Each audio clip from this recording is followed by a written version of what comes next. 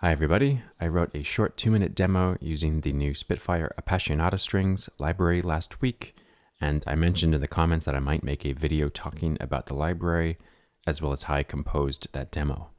So here's that video.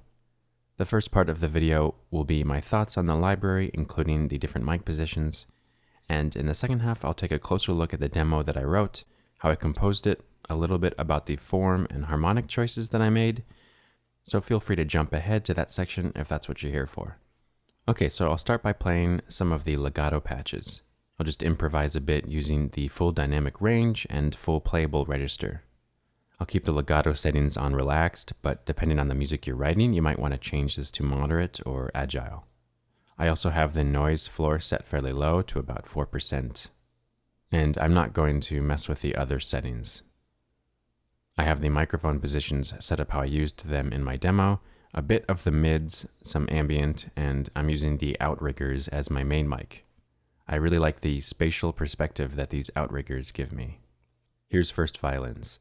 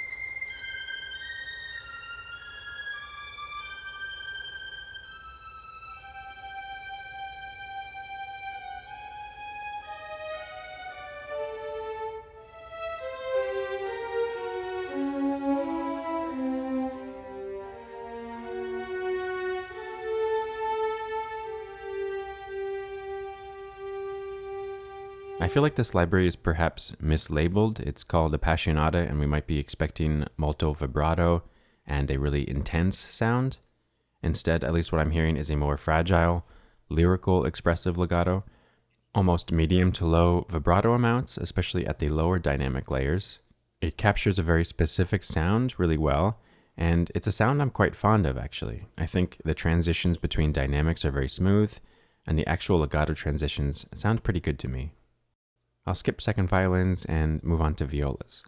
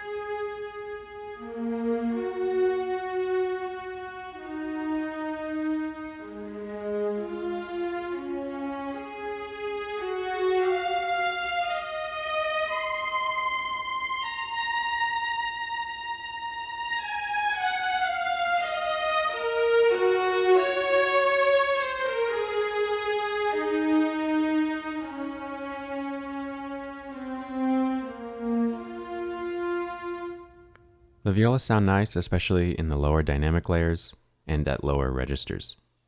Again, I'm hearing that fragile, almost vulnerable string sound with this library. There are certain types of pieces where this sound is exactly what I'd want. Here are the cellos.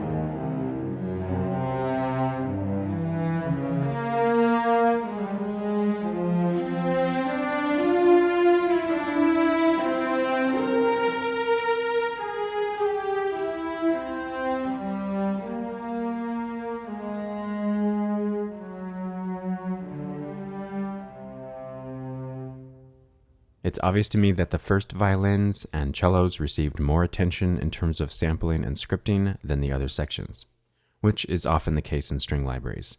Really beautiful cello legato here. And finally, basses.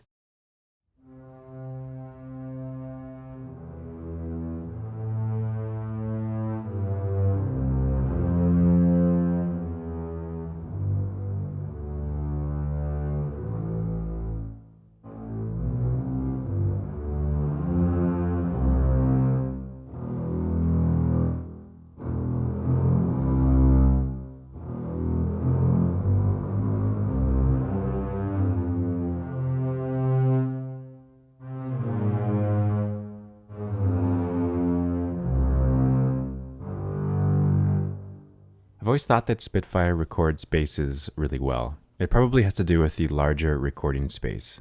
These sound pretty good to me. So overall, I'm a big fan of the dynamics, the legato transitions, especially in firsts and cellos. And I love the mic options, which I'll look at more closely in a moment. I also like the overall sound and expressiveness. I'm a big fan of composers like Bartók and Ligeti, or someone like Bernard Herrmann. And I think this library captures something that those composers were often going for. On the other hand, I think there are some potential negative things to point out. This library really only works as a complementary string library, not your all-purpose everyday library. I have yet to experiment with blending with other libraries, but that's on my to-do list. And because it only has long articulations, with the exception of this glancing attack, you'll need to find other libraries that work with this one to write most types of music. But I definitely anticipate this one making it into my main template. I also want to look at mic positions. Here's the first part of my piece with the mic settings that I used, the outriggers, a bit of mids, and some ambient.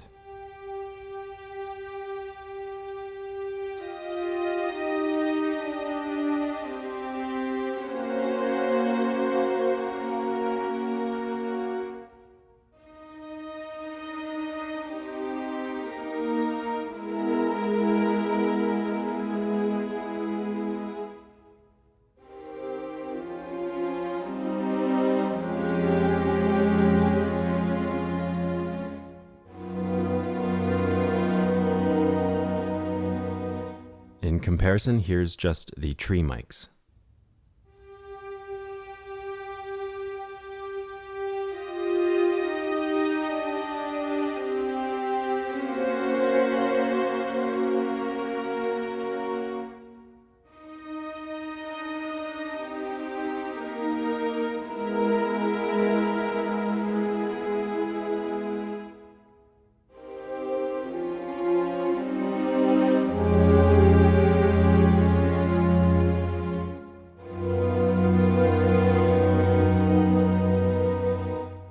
Spitfire offers these 4 pre-mixed mic positions, which can be really useful for quickly dialing in a particular sound.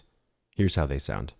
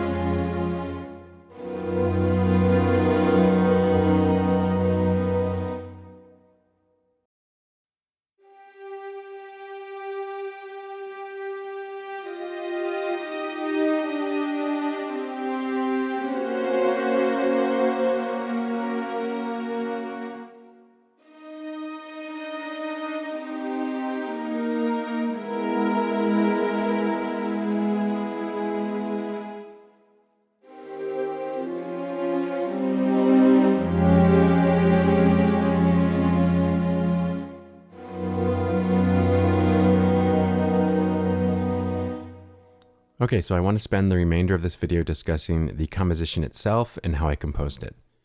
First thing I'll mention is that I didn't use a metronome at all, and I didn't compose to a metric grid in Cubase. I simply pressed record and played in these lines. That's not normally how I compose. Typically, I generate ideas at a piano and then compose in Dorico or with paper and pencil, and then I bring it into Cubase. But I decided to write this piece rather quickly, using the Appassionata strings as inspiration. In a way, it's very liberating to turn off the metronome and not worry about beats and measures, and instead think about temporal pacing and phrase length, and even the absence of sound, letting the phrase breathe by waiting a bit longer to enter again with a new line. That's much easier to do when you're not locked into a grid. This kind of composing really only works for me with this style of music, slow, contemplative, lyrical. I wouldn't try this if I had to be rhythmically accurate. Okay, next I want to mention the harmonic language. I basically improvised this music into Cubase, but before I did, I settled on a few harmonic ideas that helped to create continuity.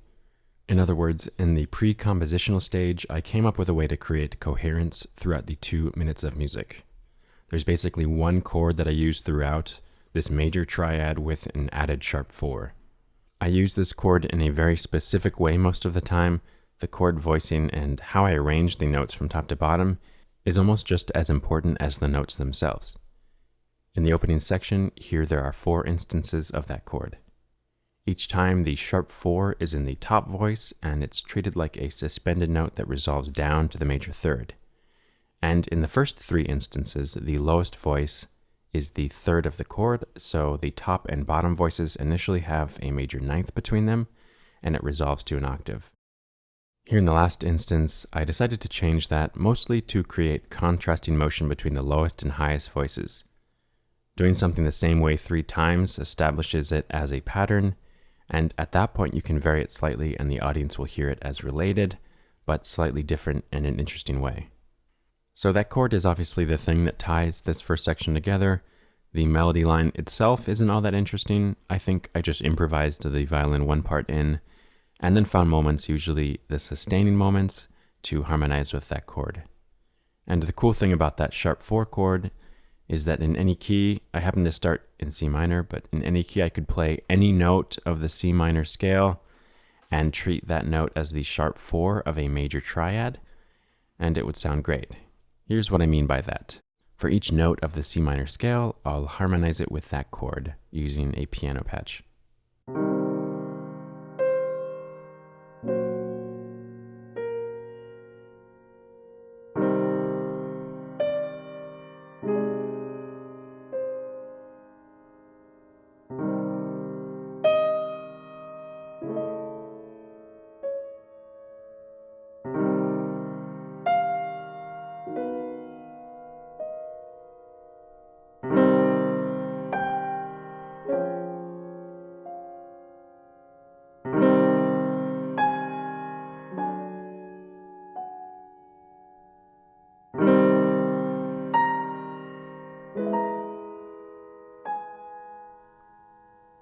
The other cool thing about using harmonies in this way is that you can modulate fairly easily using pivot chords.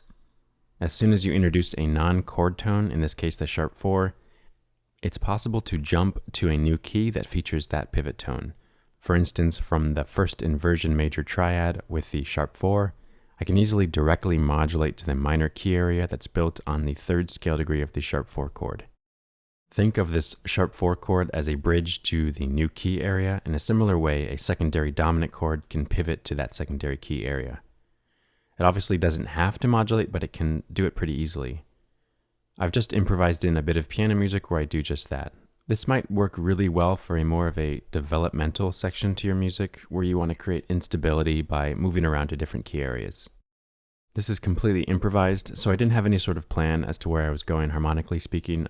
I just knew that I'd use that sharp 4 chord to pivot from one key area to the next.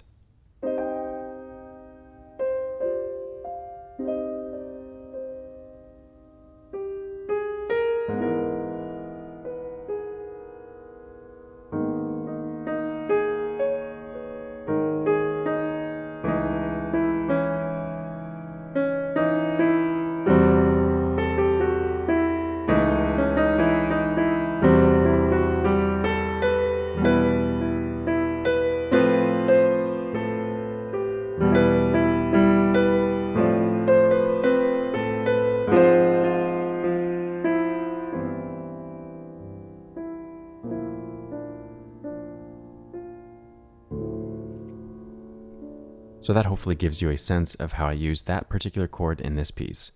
It really is the glue that holds it all together. To make the other parts slightly more interesting, I have moments where I add some very basic counterpoint, just so it's not all melody and sustaining chords the entire time. Okay, so in the second section, I wanted to have some contrasting material, so instead of the major triad sharp 4, I move to a minor chord and contrast the opening melody with this new idea in octaves.